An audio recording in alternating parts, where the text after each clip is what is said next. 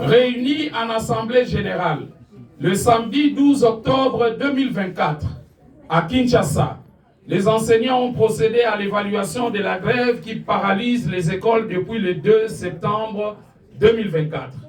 Après échange, il se dégage les constats suivants.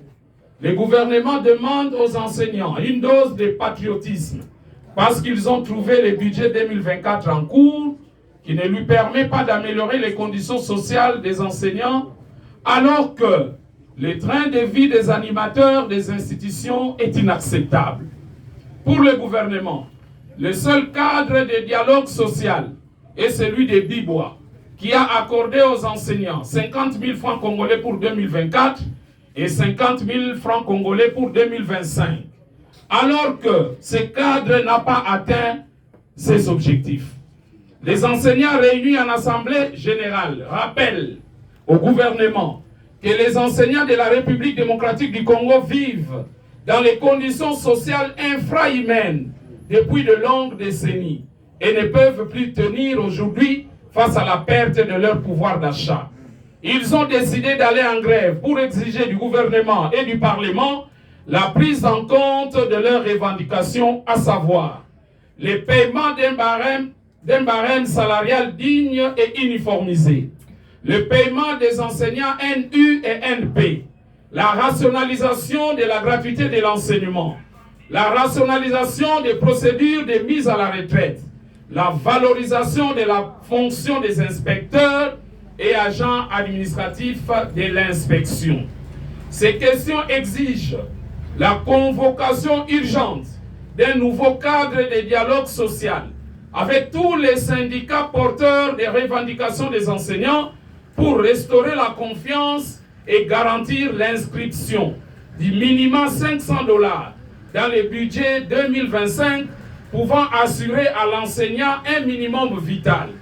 La synergie des syndicats des enseignants de la RDC fait remarquer au gouvernement que face à la misère criante, ni les menaces de désactivation, ni les menaces d'arrestation, ni les différentes instructions administratives du secrétaire général, inspecteur général, d'INACOP, IPP, INSPOUL, sous-provède, provède ou appel de certains syndicats ne pourront permettre une reprise effective et sereine des activités scolaires. Dit-on, la pédagogie est une nourriture cachée. Une bonne nourriture ne se donne que lorsqu'on a la bonne volonté. La synergie des syndicats des enseignants dénonce par ailleurs le sabotage de la gratuité de l'enseignement par certaines écoles primaires catholiques et exige par la synergie des syndicats des enseignants dénonce par ailleurs le sabotage de la gratuité de l'enseignement par certaines écoles primaires catholiques et qui exige par des accords illicites la prise en charge des enseignants par les parents et invite le gouvernement et la coordination de ces écoles à décourager ces pratiques. En attendant la convocation pressante des travaux sur la politique salariale, la synergie des syndicats des enseignants de la RDC sur mandat des enseignants réunis à l'Assemblée générale décide la poursuite de la grève dans le secteur de l'éducation nationale. Elle invite les parents à garder les enfants à la maison pour leur sécurité.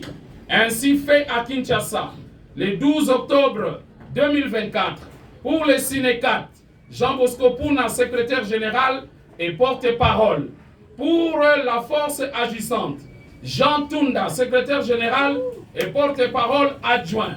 Pour les COFEVID, Félicité Ntanga, présidente. Pour la centrale congolaise du travail, Modeste Kayombo Rachidi, secrétaire général. Pour les CIPECO, Makabu Lufuta Ignace, président. Pour les CIADEC, Angèle Payenzo, présidente. Je vous remercie.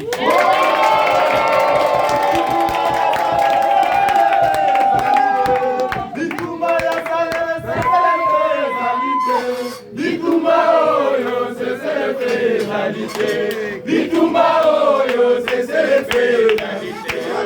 Bitumba ya salaire c'est le pénalité. Bitumba ya salaire c'est le pénalité. Bitumba oyo c'est le pénalité. faisalité. Bitumba oyo, cessez les faisalités. Bitumba ya 500 $, cessez les faisalités. Bitumba ya salaire, cessez les faisalités. Bitumba oyo, cessez les faisalités. Bitumba oyo, cessez les faisalités. Bitumba ya salaire, cessez les faisalités.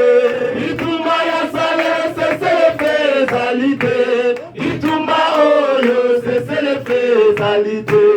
Bitumba oyo, cessez les faisalités.